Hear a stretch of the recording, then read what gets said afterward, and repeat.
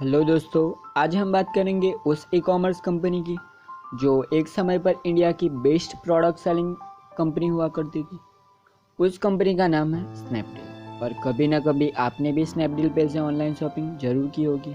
तो आज हम देखेंगे स्नैपडील के राइज और फॉल की कहानी कि कैसे स्नैपडील इंडिया की सबसे बड़ी ई कॉमर्स कंपनी बनी थी और आज कहीं गुम सी हो गई। स्नैपडील के फाउंडर्स कुणाल बल और रोहित बंसल हैं। कुणाल का जन्म 1983 को न्यू दिल्ली में हुआ था। कुणाल ने अपनी schooling Delhi public school RK Puram new Delhi से की।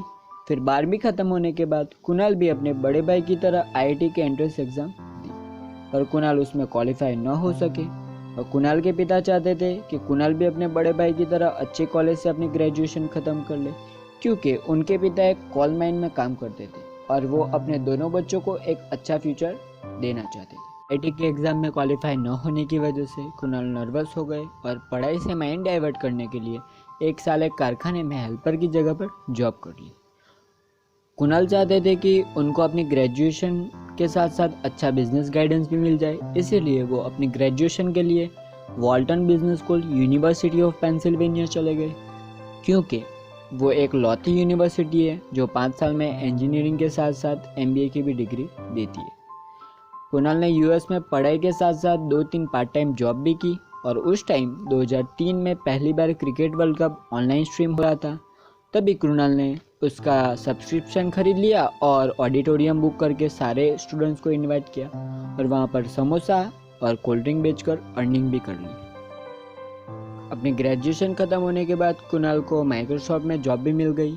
वहाँ पर 9 मंथ जॉब करने के बाद यूएस गवर्नमेंट की तरफ से कुणाल को एक नोटिस आया जिसमें लिखा था कि उनके H1B वीज़ा की प्रोसेस कंप्लीट न होने की वजह से उनको यूएस छोड़ना पड़ेगा।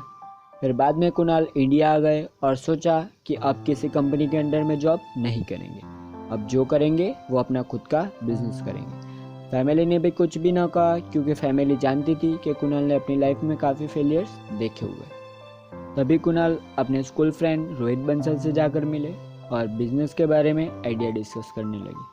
तभी दोनों ने मिलकर 2010 में स्नैपडील नाम से एक वेबसाइट लॉन्च की जो ऑनलाइन कूपन सेल किया करती थी। उनका ये बिज़नेस अच्छा चल रहा था तो कंपनी को काफ़ी इन्वेस्टमेंट भी मिल गई। पर 1 साल बाद कुणाल ने किसी काम की वजह से चाइना विजिट किया और वहाँ पर ई कॉमर्स कंपनी अलीबाबा की सक्सेस देखकर कुणाल दंग रह गए। कुणाल ने सोचा कि स्नैपडील को एक ई कॉमर्स कंपनी में कन्वर्ट करते हैं, क्योंकि उस समय तक ई कॉमर्स बिजनेस इंडिया में फर्स्ट स्टेज पर हुआ करता था। कुणाल इंडिया आए और सारे बोर्ड मेंबर्स की मीटिंग बुलाकर बोला कि अब स्नैपडील एक ई कॉमर्स प्लेटफॉर्म में तब्दील होने जा रही है। तो सारे इन्वेस्टर ने बोला कि दोनों फाउंडर्स पागल हो गए और वो कंपनी को डुबाने जा रहे हैं। तो कुणाल ने एक भी ना सुनी और स्नैपडील को ई कॉमर्स प्लेटफॉर्म में कन्वर्ट कर दिया। स्नैपडील ऑनलाइन शॉपिंग प्लेटफॉर्म में काफ़ी ग्रोथ करने लगी। तो 2011 एंड में नेक्सस वेंचर ने $12 मिलियन और ईबे ने $50 मिलियन की फंडिंग कर दी। इसी इन्वेस्टमेंट से स्नैपडील ने पूरे इंडिया में अपनी सर्विस स्टार्ट कर दी। स्नैपडील 2014 आते आते ई कॉमर्स मार्केट में लीडर बन चुकी थी। स्नैपडील की यह प्रोग्रेस देखकर सॉफ्टबैंक ने भी $1 बिलियन जितनी बड़ी रकम इन्वेस्ट कर दी।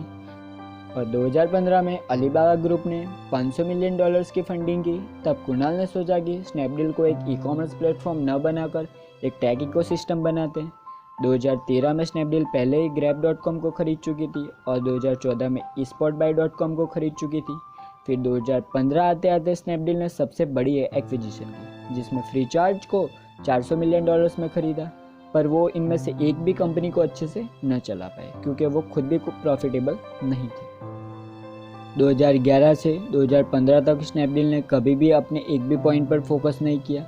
कभी वो इंडिया के बेस्ट सेलर बनना चाहते थे तो कभी वो दिन में सबसे ज़्यादा प्रोडक्ट सेल करना चाहते थे। इनमें सबसे बड़ी बात यह भी थी कि स्नैपडील ने कभी भी अपने प्रॉफिट के बारे में सोचा ही नहीं, सिर्फ वो इन्वेस्टर के पैसे ही बंद किए जा रहे थे। उनको सबसे बड़ा झटका तब लगा जब इन्वेस्टर ने फंडिंग करना बंद कर दी, क्योंकि कुणाल और रोहित स्नैपडील को एक स्टार्टअप की तरह न चलाकर एक प्रॉफिटेबल कंपनी की तरह चला रहे थे। वो दोनों खुद कंपनी से 45 करोड़ से भी ज़्यादा की सैलरी लिया करते थे। 2015 में स्नैपडील की वैल्यूएशन $6 बिलियन हुआ करती थी। वो 2017 आते आते 1 बिलियन से भी कम हो गई, क्योंकि डिमोनेटाइजेशन की वजह से फ्रीचार्ज काफ़ी लॉस कर रही थी। और फ्रीचार्ज को $400 मिलियन में ख़रीदा था, पर उसको $100 मिलियन में एक्सिस बैंक को बेच देना पड़ा। यह स्नैपडील का सबसे बड़ा फॉलिंग पॉइंट था। तब से आज तक स्नैपडील कभी भी कमबैक नहीं कर पाई है। 2018 में दोनों फाउंडर्स ने अपने शेयर बेचकर स्नैपडील का दूसरा वर्जन स्नैपडील 2.0 लॉन्च किया। वह आज तक चल रहा है। आगे देखते हैं कि क्या स्नैपडील फिर से एक बड़ी ई कॉमर्स कंपनी बन के इंडियन मार्केट में कमबैक करेगी या फिर डूब जाएगी। स्नैपडील की यह राइज और फॉल की कहानी दोस्तों हमें यही सिखाती है कि बुरा वक्त कभी बताकर नहीं आता, और जब भी आता है तब कुछ ना कुछ सिखाकर और समझा कर जाता है। वीडियो अच्छी लगी हो तो शेयर करें और चैनल सब्सक्राइब करें।